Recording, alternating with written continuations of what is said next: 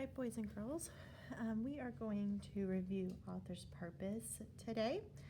And to do that, we're going to start with a book called The Secret Knowledge of Grown-Ups.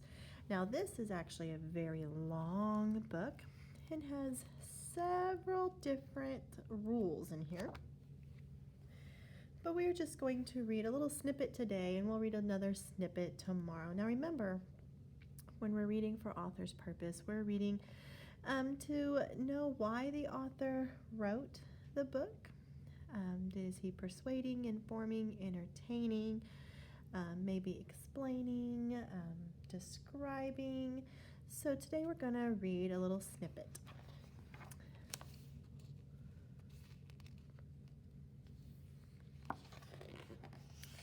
The Secret Knowledge of Grown-Ups.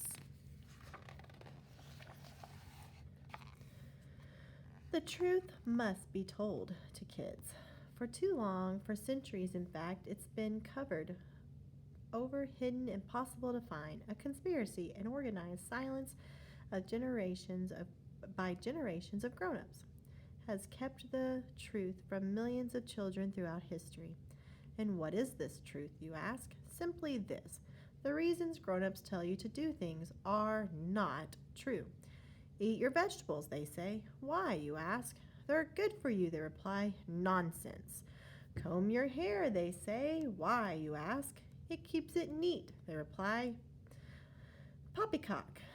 There are far more sinister, truly macabre reasons for these seemingly innocent requests.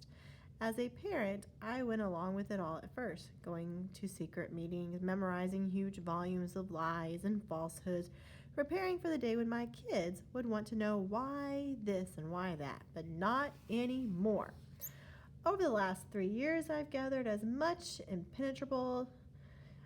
information as I could, crisscrossing the country in clever, impenetrable disguises, breaking into the secret files kept by hundreds of grown-ups, assembling the evidence, and now it's here in your hands. It's the truth. It's real. I must go. They're coming. I can hear them. Quickly, take this book, read it, learn the truth. Location: the American Produce Council, Aurora, Illinois. Date and time: July 22nd, 1997, 1:30 p.m.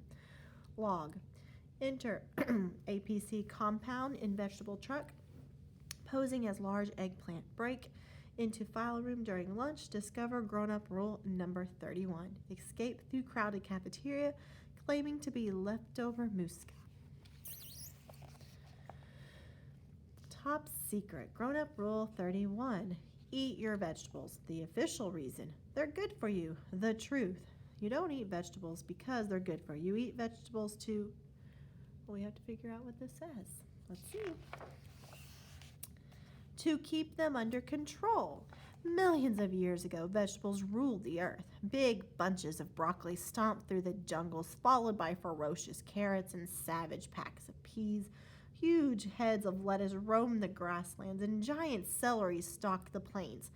And what were these terrible vegetables looking for? You guessed it, people. Yes, they were meat-eating vegetables. They terrorized the early humans, attacking without warning. Our ancestors put up with this for centuries, living in drafty caves and getting nasty head colds. But then they discovered sticks and stones. With these new weapons, humans began to defend themselves. At first, lone hunters would take on a single radish or green bean. Eventually, groups of hunters tackled bigger game like the saber-toothed asparagus and woolly cucumber. By mixing these vanquished vegetables, primitive chefs invented salad. The real turning point, however, was the discovery of fire. With it, hunters could frighten the less intelligent vegetables into ambushes and traps. More important, fire allowed humans to cook their leafy foes.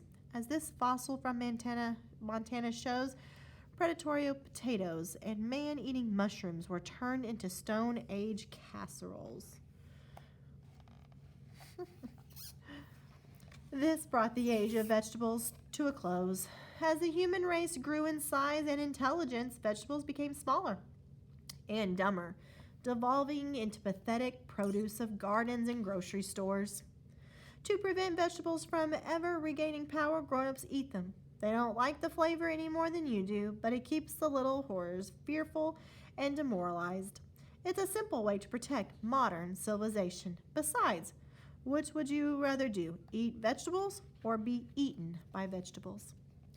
Let's think real quick about why the author wrote this story.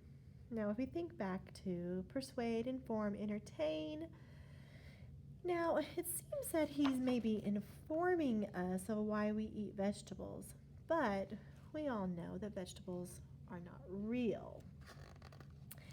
So, our author is trying to entertain us with a fun story. Tomorrow, I will pick another one to read to you. Hope you enjoyed it.